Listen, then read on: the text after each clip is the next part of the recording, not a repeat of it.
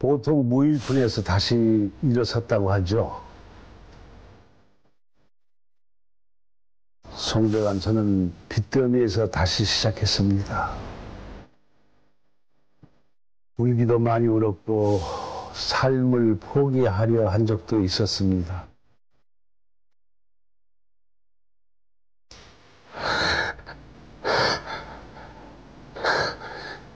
도대체 무엇이 그를 이토록 힘들게 한 것일까요? 당장의 내일도 알 수 없는 삶이라는 여행. 가수 송대관 씨의 인생 2막 지금 시작합니다.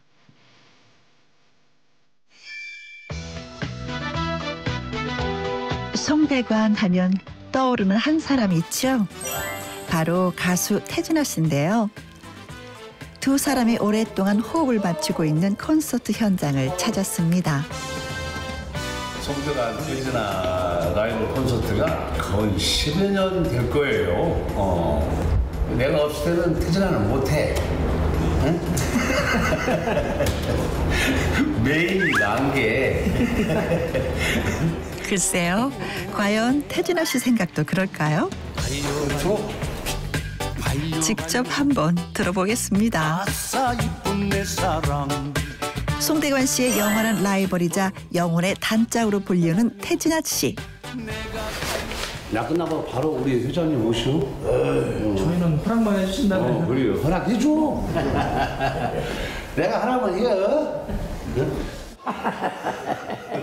우리 송대관 선배는 우리 사실 시가 바늘이라고 그래요. 에?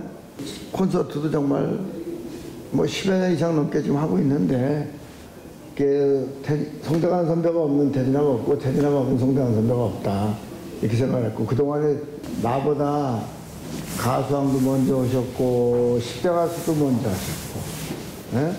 돈도 더 많이 저보다 벌으셨고 또 나온다. 노래도 히트곡도 나보다 더 많고 나와.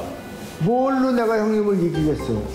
저는 큰 나무 밑에 있으면 비 올 때 비도 피한다고 그러잖아요. 그죠? 그런 식으로 나는 형님을 존경하고 그러는데 밑에 있는 사람들이 야금야금 이제 와서 잡아먹기 시작하니까 누가 잡아먹어요? 네가 이제 잡아먹잖아.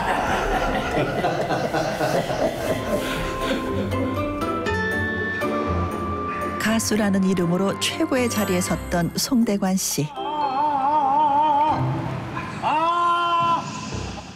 셀 수 없을 만큼 수많은 무대에 서며 그는 인생을 노래해왔습니다. 대한민국 최고의 가수 송대관을 소개합니다. 장현 형님. 감사합니다. 나가 전라도 말은 허발나게 배워버렸어요. 이 성님 때문에 허발나게 배워버렸어. 야가 나보다 더 써. 그거 어떻었는 게? 아무튼 그렇고 빨리빨리 우리 쇼 시작하겠지. 쇼야 뭐 형님이 먼저 하면 되는 거지 뭐. 아니야. 여러분 송대관 씨에게 박수 한번 보내주세요. 아야, 예, 감사합니다.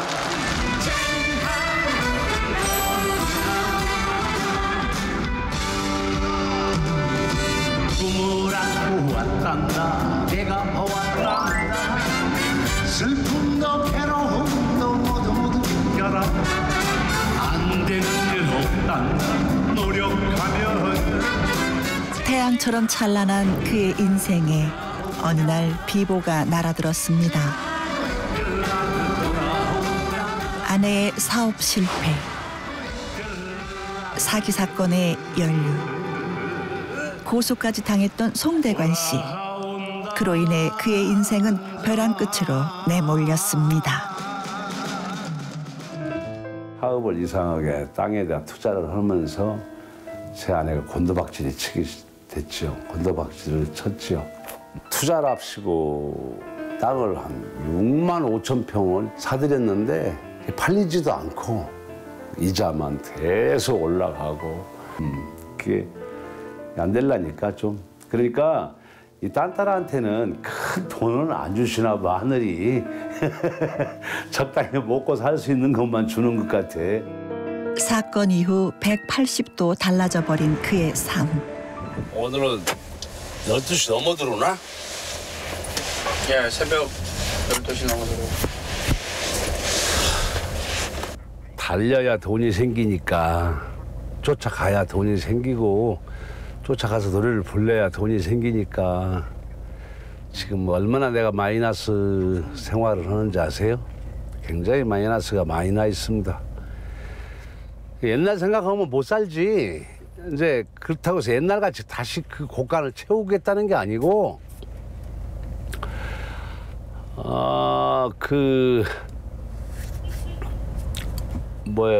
회생에 가 있으면서 그걸 빨리 정리를 해서 빨리 남들도 좀 갚아주고 모든 것을 원활하게 하기 위해서는 최선을 다해봐야 돼요.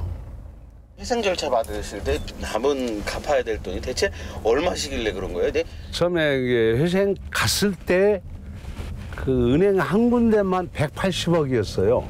남아 있는 게. 그리고 일반 이제 그 일반인들한테 이제 대체했던 것들이 대략 한 230억? 다 합쳐서? 예, 남은 게. 예, 그래가지고 그 판사님 이렇게 물어보시더라고. 송대관 씨 여기서 회생이 받아들이지 않으면 어떡하려냐고 그래서 죽어버리죠 뭐. 내가 그랬어요. 그냥 퉁명스럽게 죽어버리죠 뭐. 그 희망이 없으니까 앞이. 그랬더니 내가 좀 갚을 수 있는 능력에 대해서 이렇게 이제 절충을 하시더라고요. 검증을 받고. 네, 그래가지고 그 정도면 한번 해보겠다고, 다시 살아보겠다고 이렇게 했죠. 2015년 무죄 판결을 받았지만 하루아침에 160억 원 빚쟁이가 되어버린 송대관 씨. 그러나 그대로 주저앉을 순 없었습니다. 개인 회생 절차까지 밟으며 빚을 갚기 위해 노력한 송대관 씨. 그러나 저는요, 참 조금 더 덜 부끄러운 게 뭐냐면 잘했다는 것이 아니라 내 모든 거 다 팔아서 부채를 다 최선을 다해서 다 갚아줄 때까지 다, 뭐 거짓말 아니라 정말 은수저 하나까지 안 남기고 다 팔아서 다 갚고 못 받은 것은 법의 보호를 받았죠. 벌어서 갚겠습니다 하는 거. 70억 원 하는 주택 처분 후 월세살이를 시작한 송대관 씨. 원래는 옷장을 이렇게 다 맞춰서 넣었죠. 옛날에는 나 그런 형편이 아직은 안 돼야. 이태원에서 이사 올 때 10추럭을 버렸어요. 모든 살림살이뿐만 아니라 의상까지 갖다 걸을 데가 없으니까. 이게 내가 참 이 속에 들어와 있을 때는 참 행복한 거야. 왜 행복한지 알아? 여기 들어와 있을 때가 일하러 나갈 일거리가 생겼을 때 옷을 가지러 들어오잖아요. 챙기러. 여기 들어올 때가 가장 신바람 나고 콧바람 나는 여기 옷장이에요. 일이 없으면 여기 들어올 일 없어. 보관하고 관리하는 게 더 힘들잖아요. 그게 혹시 사모님이 아닐까? 그러겠죠. 늘 그 곰팡이 냄새 안 나게 창문도 열어놓고 공기가 통해하니까 통하게 하고 내 옷에서 냄새 안 나게 하고 또 뭐 이렇게 벗어 놓으면 세탁소 갈 건 세탁소 가고 자기가 빨 건 자기가 빨고 다 해요. 여기서 벗어 던져놓고 가면. 40년이 넘는 세월을 부부라는 이름으로 살아온 두 사람. 아내의 잘못으로 인해 한순간에 무너져버린 삶. 주변의 곱지 않은 시선들 속에서도 남편의 이름으로 끝까지 아내의 손을 놓지 않았던 송대관 씨. 우리 집사람이 돈을 많이 잃어버려서 그 중에 좀 부작용도 있었지만 재산 잃어버렸는데 내 아내까지 잃어버릴 수 없다 이거지. 남들 왜 이혼하냐고 막 무슨 소리 하고 있는 거야. 내가 관리를 잘못한 것이 내 탓이지. 탓하고 욕하고 야단치고 내쫓고 그래봐야 내 가정만 망가지고 그러면 이제 그것만 있냐. 내 자식도 있잖아요. 아들도 둘이 번트덕에 있고 손자들도 있는데 이렇게 되면 가정마저도 전체 가족마저도 무너지는 비극이 오면 나는 그때가 내 절망이야. 노래 못해. 절망의 끝에서 그를 지탱해 준 건 바로 가족이었습니다. 이혼이라는 극단적인 선택보다는 함께 손을 잡고 고난을 이겨나가는 길을 선택한 송대관 씨.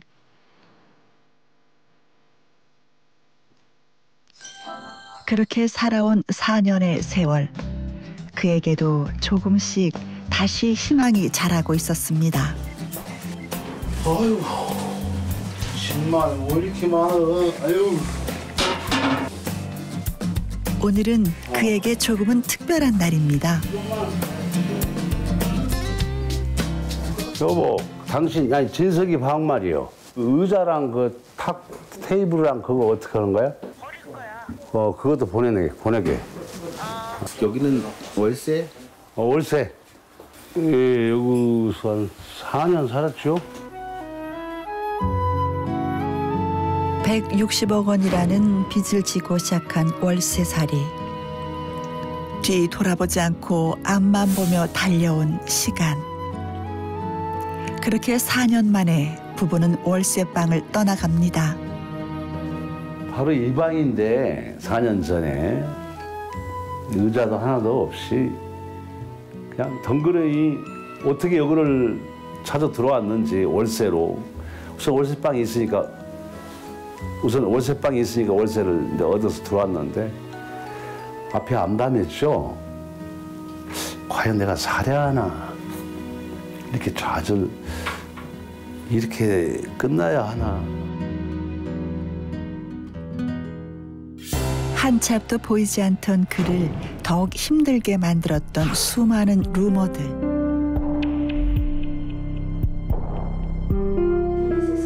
네. 연관 검색어를 쳐보면 참 속상하시죠? 아, 예. 아주 정말 속상할 정도가 아니라 밥을 못 먹을 정도예요. 이게 끌어올라서. 멀쩡히 살아있는 사람이 죽었다. 뭐 이렇게 타이틀이 뜨고 내용을 읽어보면 지지부진한 지난 일들을 더럽게 각색을 해서 나중에는 아무것도 아닌 것처럼 끝을 맺는데 왜 그런 짓을 하죠, 사람들이? 한 번은 이런 일이 있었어요. 그 당시에 괴로울 때 제가 어떤 내 나름대로 내 마음을 달래고 속죄하는 마음으로 남산에서 저 여의도까지 교회를 걸어가 본 일이 있었어요. 근데 마포대교를 건너가게 돼 있어요, 코스가. 그래서 마포대교를 건너는데 비가 부슬부슬 내리는데 사람들이 막 뛰어와서 나를 붙잡는 거예요. 선생님, 그러시면 안 돼, 이러시면 안 된다고. 이렇게 마음을 이렇게 약하게 잡수시면 안 된다고. 정말 이러지 마시라고. 막 사람들이 나를 부여잡고 말리는 그런 일이 벌어졌는데 그걸 겪으면서 더욱 더 비참해지더라고, 내가. 사람들, 나는 거기까지는 아닌데 사람들의 눈에는 내가 그렇게 비춰졌구나. 참 비참하셨을 것 같은데 어떻게 버티셨어요? 비참한 삶 속에서 그의 버팀목이 되어준 건 독립운동가인 할아버지에 대한 자존심이었습니다. 독립운동을 했던 송영근 우리 할아버지. 오늘날에 송대관이가 이렇게 부러지지 않고 휘어졌다가 다시 일어서고 다시 제자리로 돌아오고 다시 좌절하지 않고 다시 올라서는 걸 보면 어떤 은덕이 꼭 있는 것 같아요. 사실은 속으로 조상님들한테도 답답할 때는 기도를 해요.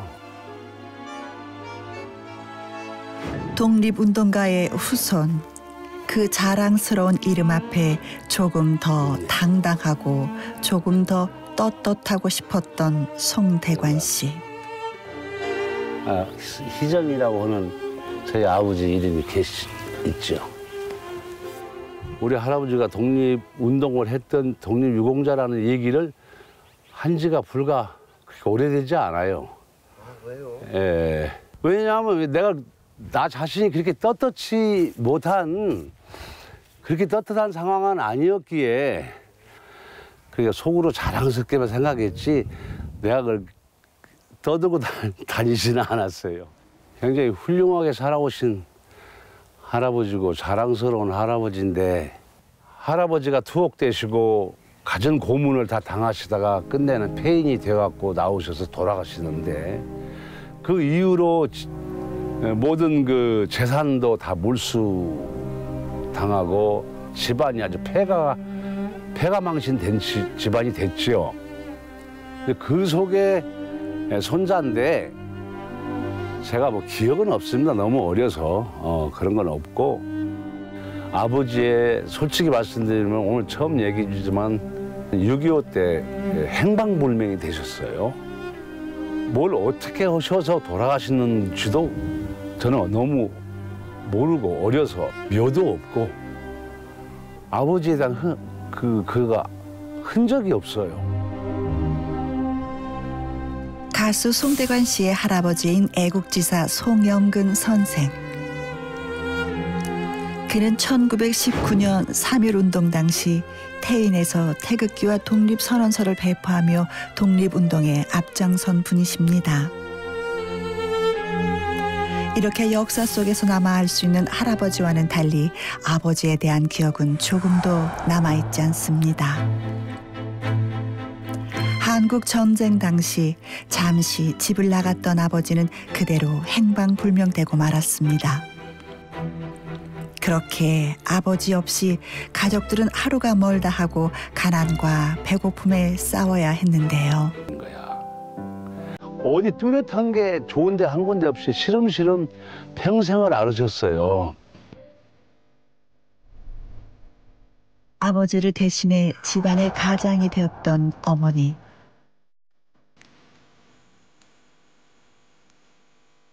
그런 어머니를 위해서라도 그는 꼭 성공하고 싶었습니다.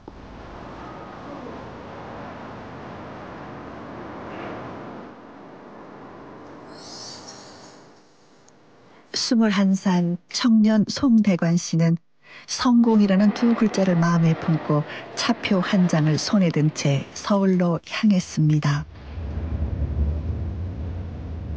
어느덧 고1을 넘긴 나이. 21살의 청년의 손은 세월을 담고 53년 전 그때 그날처럼 아무것도 없이 고향으로 향합니다.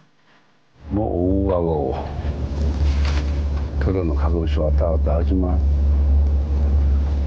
오늘은 좀 옛 생각이 많이 나네요. 처음에 올라올 때 생각도 나고.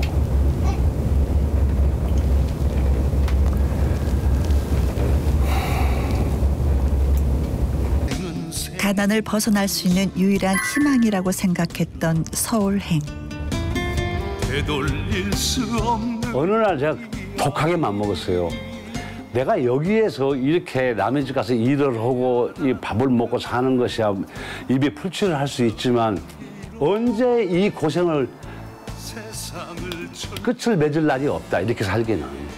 병든 어머니도 계시지, 여동생도 있지, 남동생도 있지. 그건 자기가 갖고 있는 자질을 이 고향에서 내지 시골에서 썩혀버리면 나만 낙오자가 될 것 같아. 그래서 편지를 써놨어요. 어머니, 조금만 참아주세요. 정말 나는 불효자입니다만은 곧 성공해서 돌아올 테니 그때까지만 살아 계셔달라고 편지 한 장 써놓고 밤에 야간 열차로 서울로 올라왔습니다.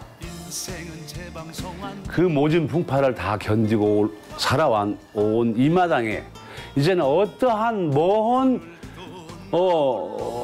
더한 것이 닥친다 하더라도 저 자신은 흔들리지 않을 것 같아요.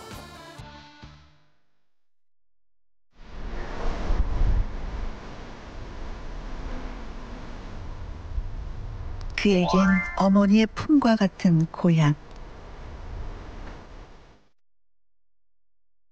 세월의 흐름과 함께 많은 것이 변했지만 수많은 추억이 남겨져 있습니다.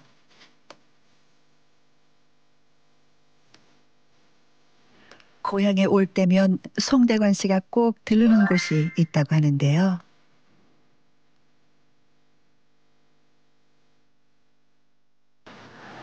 여기는 어디 신배 보신 거예요? 여기가 우리 외삼촌 집인데요.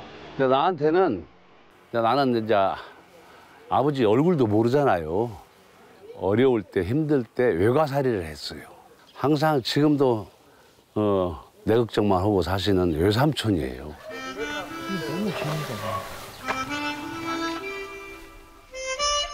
외삼촌과는 아들과 아버지 같은 정을 나눈 사이라고 하는데요. 조카를 만나면 외삼촌이 건네는 안부 인사는 조금 남다릅니다. 어때요? 요새 잘 나가냐, 진짜? 요즘 다시 잘 나가고 있어요. 잘 나가? 예, 잘 나가고. 우리 삼촌은 그저 사납게나 잘 나가냐, 늘 나가냐가. 아이고. 그래도 삼촌 참 안 늙는 편이요. 예, 죽을 줄 알냐? 안 늙어, 자가. 예.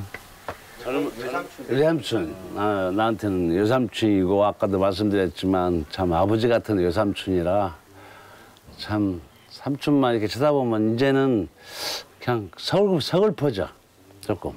이 송대관 야안에 그 어렸을 때 6.25 사변이 났어요.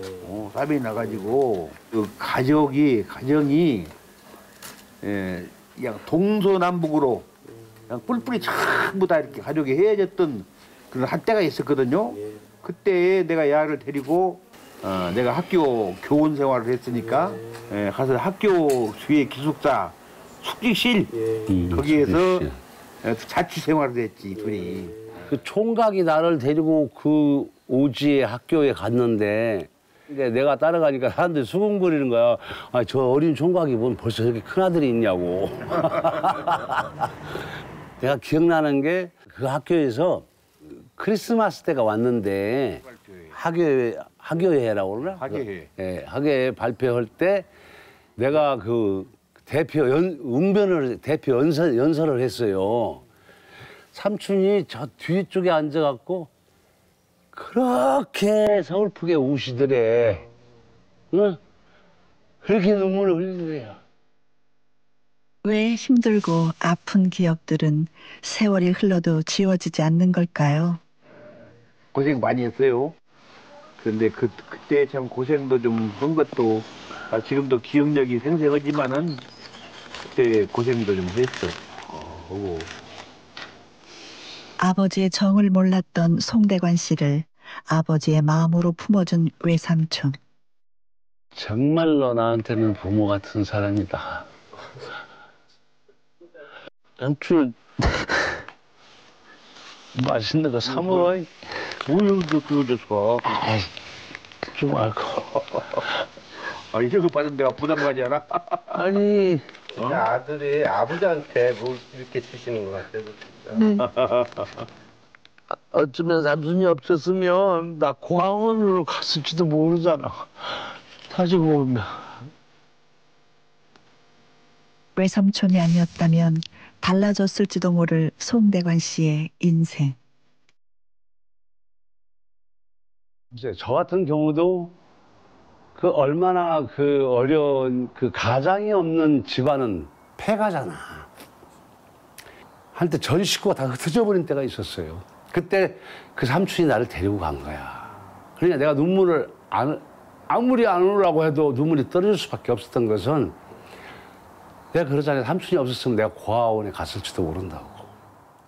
보편적으로 보면 그 희생자들의 자손들이 다 잘못 살고 있어요. 어려움을 면치 못하고 있어요. 왜냐? 뿌리는 있는데 줄기가 없잖아요. 다 끊어져 버린 거예요. 다 배우지도 못하고. 누구의 잘못도 아니었습니다. 그저 시절이 그렇게 만든 것이죠. 몇 발자국만 옮기면 아련하게 떠오르는 옛 기억들. 교회는 옛날 그대로인데, 이 교회가. 가수 송대관의 시작점이었던 곳. 어머니와 가족들의 추억이 살아 숨쉬는 곳. 그렇기에 고향에 대한 그의 마음은 더욱 애틋합니다. 이제 여기 이곳이 우리 집이에요.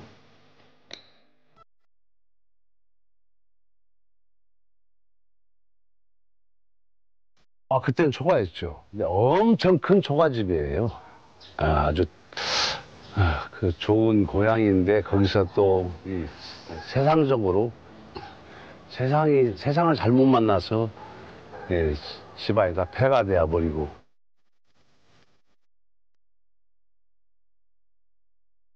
편지 한 장 남겨두고 떠나갔던 고향. 효도하겠노라고 다짐했던 아들이 절실했던 돈을 들고 다시 돌아왔을 때 그의 손을 잡아줄 어머니는 그 자리에 없었습니다.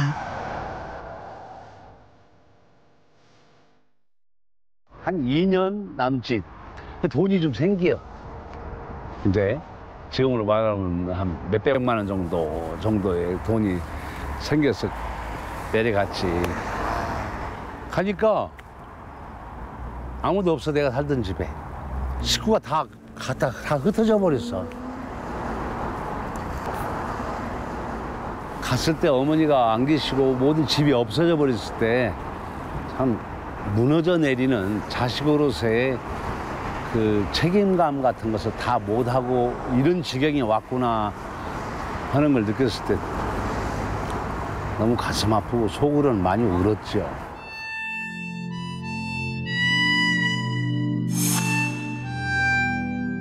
가족을 지키기 위해 선택했던 일. 그러나 결국 그 선택은 가족을 뿔뿔이 흩어지게 만들고 말았습니다. 그제야 자신이 얼마나 큰 불효를 저질렀는지 깨닫게 된 송대관 씨. 다시 만난 어머니 앞에서 그는 눈물로 용서를 빌었습니다.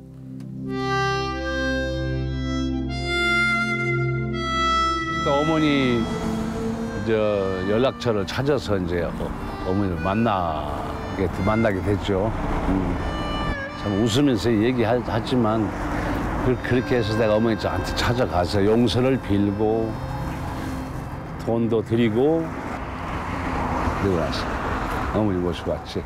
나는 그때 당시에는 오직 어머니밖에 생각할 겨를이 없었어. 그리고 이제 본격적으로 캬바레 나이트에서 이제 레코드사로 진출을 합니다. 그때부터 이제 레코딩 가수가 되는 거야.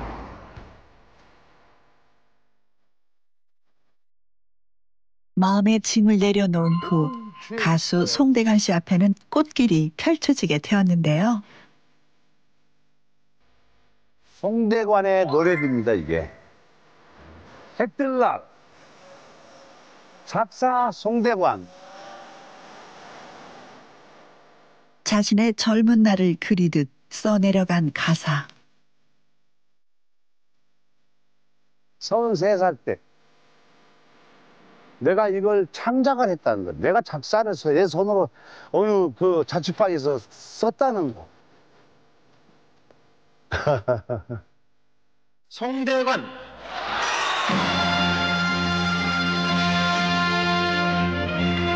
용남도 최고 인기 가수는 송대관 군에게 영광이 돌아갔습니다. 수많은 사랑을 받으며 그에게 가수왕 타이틀을 선물한 곡 해뜰 날. 최고 인기 가요상의 가수는 송대관. 그 후에도 꾸준히 사랑을 받으며 대한민국 최고의 트로트 가수로 승승장구한 송대관. 1967년 데뷔 후 올해로 51년. 명성에 걸맞게 그동안 수많은 히트곡을 불러온 송대관 씨.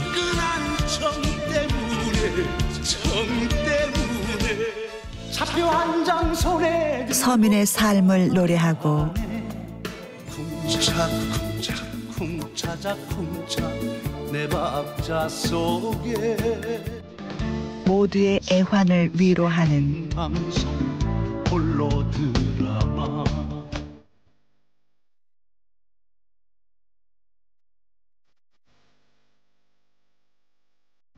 송대관 씨의 주옥 같은 명곡들. 지금이 딱 좋아 지난 일은 생각 말자 후회를 말자 더도 말고 덜도 말고 지금이 딱 좋아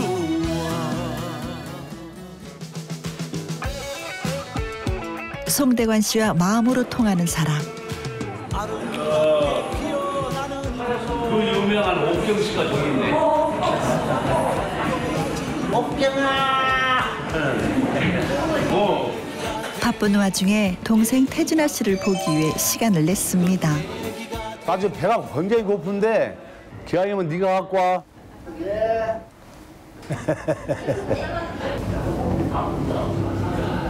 집 이 빌딩도 사고 뭐 감사합니다. 출세했어? 네, 감사합니다. 꽃들이 형님은 엄청 부러워하셨어요. 아 진짜요? 아, 내가 이까지 갖고 부러워할 사람이냐? 잘하시지. 형님은 그 옛날에 뉴욕에서 이탈리안 레스토랑을 하셨었어요. 그때는 제가 뉴욕에서 그 길에서 행상하고 막 그럴 때예요. 그러니까 뭐 형님이 이 정도 갖고는 절대 뭐 안 부러워하시지. 나는 저가 더 많은 걸 갖고 있었는데 한 방에 날려서 그렇지. 빵 갖고 왔냐? 예? 사장이가 모시고 가네. 그 핫소스 갖고 와. 예. 됐습니다. 근데 야 젓가락 없냐? 젓가락 하나 줘. 젓가락 있습니다.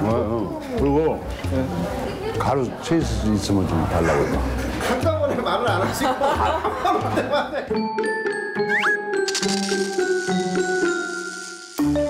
아니 한 번 얘기하세요. 두 번, 세 번씩 얘기하고. 손님은 왕이 하는 대로 해. 정말 태진아는 나보다 더 힘들고 어렵게 커왔던 사람이에요. 다만 우리가 조크를 하기 위해서 이제 이렇게 가십거리를 만들어서 씹기도 하지만 솔직히 말씀드리면 잘 살고 잘 나갔으면 좋겠어요. 솔직한 마음은. 누구보다 서로를 위하는 두 사람. 지금 진짜 그야말로 형은 지금이 딱 좋아요. 어떻게 보면. 그러니까 딱 좋아가 나오고 나서 다시 또 제2의 뭐 속된 말로 전성기다 좀 그렇게 생각해요. 또 행복해 하시고. 그리고 저희들 가수들한테는 노래를 부를 수 있다는 거, 그 무대가 있다는 자체가 사실 그게 전쟁이고 참 행복한 거거든요. 뭐 지난 일은 다 후를 털어서 없애시고 좋은 꽃길만 많이 만들어 주실 거라고 저는 믿고 있고 저도 그렇게 형님을 위해서 기도하고 있어요. 네.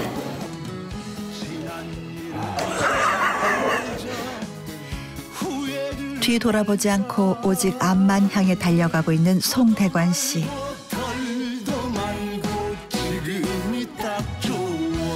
요즘에 그는 하루 24시간이 모자랄 지경입니다.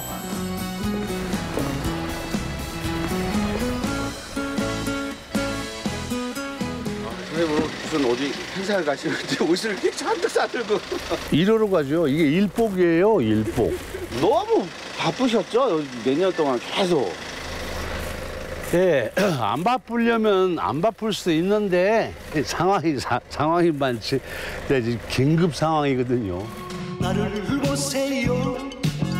많은 날은 하루 5번의 행사 무대에도 올랐다는 송대관 씨. 말 그대로 하루 만에 전국을 돌아다닌 셈입니다. 차를 언제 사셨어요? 이 차가 한 2년 채 안 됐을걸? 15만 정도 되지 않나? 14만 정도. 14만? 1년 반 동안 약 14만 킬로를 달린 차. 1년 반 동안 14만 킬로를 타는 거예요? 뭐 석 달 만에 타이어 갈고 한 1년 지나니까 그건 미션 엔진은 거들나는 것 같던데. 가수들이나 매니저들 입장에서는 차가 사무실이고 차가 집이에요. 그리고 또 하나, 그의 차는 식당이 되기도 합니다. 어디 식당을 못 가서 그렇게 드시나 봐요. 그렇죠. 시간이 안 되니까 들어가서 앉아서 밥 먹으면 30분은 날아가니까 그냥 이러고 다니는 거지 뭐. 가수왕의 초라한 한 끼. 제대로 된 식사조차 사치가 되어버렸습니다. 대충 허기만 면하는 거지 뭐. 시간이 안 되니까 어쩔 수 없는 거. 대단한 사람이야, 이철승. 선생님 화장실 가고 싶으면 좀 세워달라고 그러지. 저 사람 진짜 안 세워줘요. 그럼 내가 알아서 해, 여기서. 커튼 닫고, 피트병 큰 거, 가지고 내가 알아서 다 해결해. 알아서 뒤에서 옷까지 다 꺼내가지고 다 여기서 입고 얼굴도 좀 다시 고치고 안에서 다 해. 무대에 오르기 전 이제는 익숙해진 손놀림으로 모든 준비를 직접 마친 송대관 씨. 안에서 뒤죽 옷을 다 갈아입어. 밥도 화장실도 잠도 어느 것 하나 제대로 해결할 수가 없습니다. 이 오빠가 간다. 얄궂은 날씨에도 송대관 씨를 기다리는 수많은 사람들. 무대만 있다면 그곳이 어디든 달려가 노래하는 송대관 씨. 그는 스스로 고난의 긴 터널을 빠져나오고 있는 중입니다.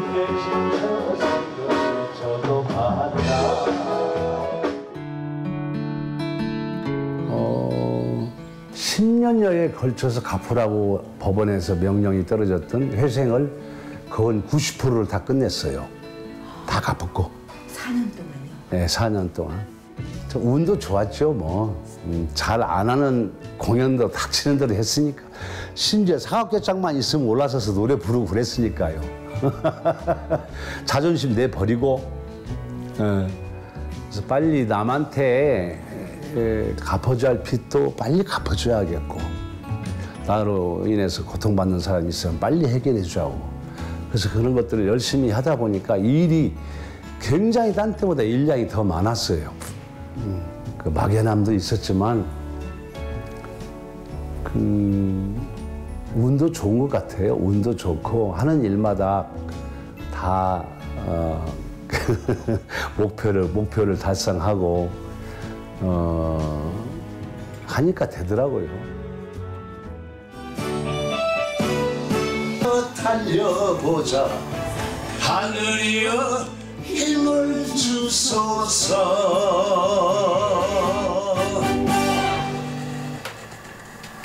오케이? 네, 너무 좋아요. 아, 그래? 네, 감사합니다. 아유, 수고하셨습니다. 고생하셨습니다. 고맙습니다.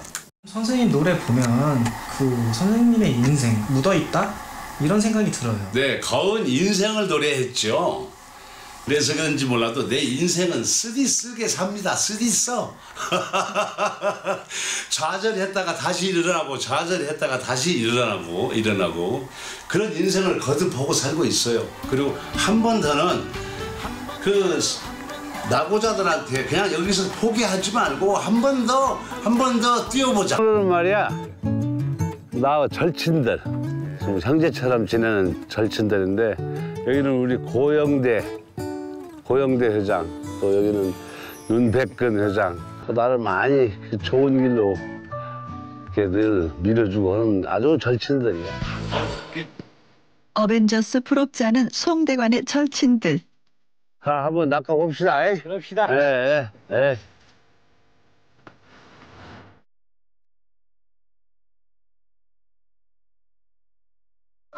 만선의 꿈을 안고 출발.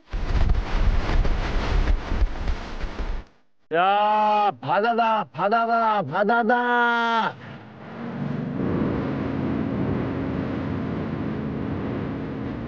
가다 마음이 툭 트이죠. 가다 보면 마음이 툭 트이고 참 좋네요. 오래간만에 나오니까.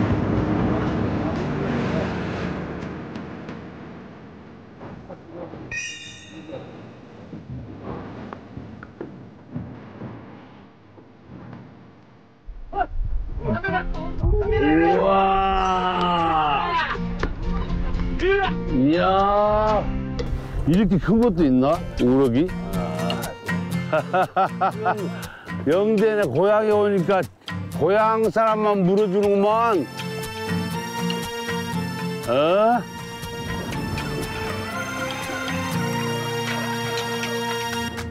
서울에 우리 본부 우리 본부인 꽃나무 물 줬어? 어? 꽃나무 물 줬냐고. 그럼. 근데 이거 고영대 회장 아니 뻥쟁이야. 지네 고향이 뭐 물반 고기반이라고 해서 왔더니 입질이 강감소식이야. 기다리면 나오지. 아이고. 잘 잡으셔요. 알았습니다. 되게 궁금해해. 우리 집사람도 낚시꾼이거든. 가끔씩 같이 오는데 요즘 몸이 많이 약해졌어. 비실비실해. 송대관 씨 삶의 1순위는 바로 가족입니다. 그리고 지금껏 그 가족을 지켜준 건 바로 아내였습니다.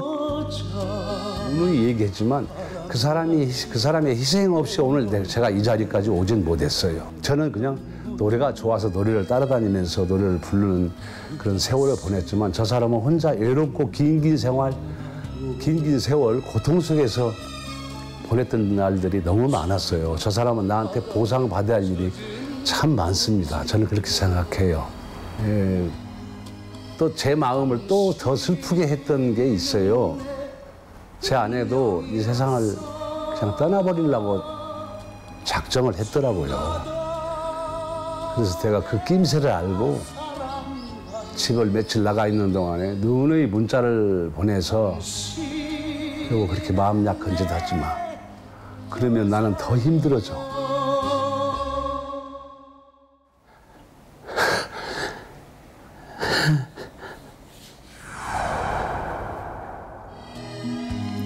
아내가 없었다면, 가족이 없었다면 지금의 송대관 씨는 없었을지도 모릅니다. 아내는 늘 남편의 편이었습니다. 무일푼 무명 가수 시절부터 미국 이민 생활까지 노래하는 남편을 위해 한마디 불평도 없이 두 아들을 키워내며 늘 부족함 없이 엄마, 아내의 자리를 지켜왔습니다.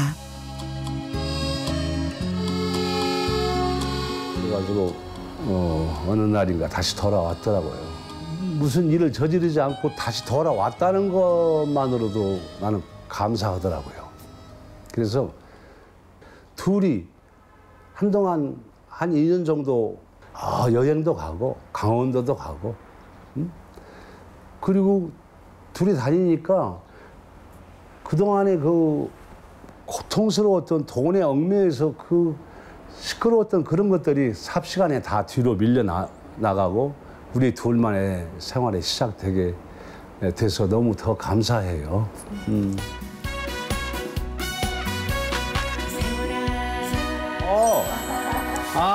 어서 들어오세요. 네. 가만.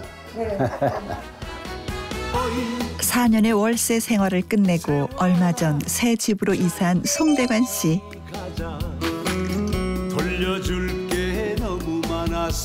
집을 고르는 일부터 인테리어까지 모두 아내의 작품이랍니다. 이게 보통 인테리어한테 맡겨서 이제 집을 이렇게 모양을 갖추는 게 보통 통례인데 가진 것도 없고 그래서 제 아내가 업자를 불러가지고 제 아내가 직접 했어요, 그냥. 그러니까 경비가 한 3분의 1? 이 정도. 또 많은 분들이 이 의자, 소파도 이렇게 선물했고 찬장도 그냥 달아주고 저희가 한 건 별로 없어요. 그냥 얻어서 그냥 다 많이 했어요. 설마 집도 친구들이 협찬해 준 건 아니겠죠? 이 집은 마련하셨다고요? 제가 샀죠. 이번에 제가 샀어요. 개인 회생 중으로 알려진 송대관 씨. 집은 어떻게 살 수 있었던 걸까요? 회생 절차에 있어도 집은 구입할 수 있는 건가요? 저는 자유예요. 왜냐하면 충실하게 한 1년은 그걸 지켜봐요, 법원에서 재판장이. 그리고 하자 없이 충실하게 잘 하고 있으면 그거 보고 졸업이라고 그래요. 졸업. 회생해서 졸업을 시켜요. 통장도 만들 수 있게 해주고 단 1년 안에 정해져 있는 금액은 다 갚아줘야 할 것. 이제 물론 이 집을 샀을 때는 100% 내 자산으로만 샀겠어요. 은행에 도움을 받고 융자도 받고 월세 살아도 불편한 점은 별로 없었는데 이제 이 나이에 집 한 채는 있어야 의득이 되고 마음이 좀 안정되고 그럴 것 같아서 제일 먼저 집부터 장만했죠. 생각지도 못했던 태풍이 모든 것을 휩쓸고 가버린 후 앙상한 뼈대만이 남은 곳에서 그는 다시 시작했습니다. 처음에 한때는 그냥 먼저 이민이나 가버릴까 하는 생각도 들기도 하고 근데 너무 좌절하고 그냥 앉아있으면 장래가 없겠더라고요. 풀풀 털고 내가 누군데. 그는 다시 일어나 달리고 있습니다. 내일은 또 다른 태양이 떠오르는 법. 송대관 인생 2막 지금부터 시작해 보겠습니다.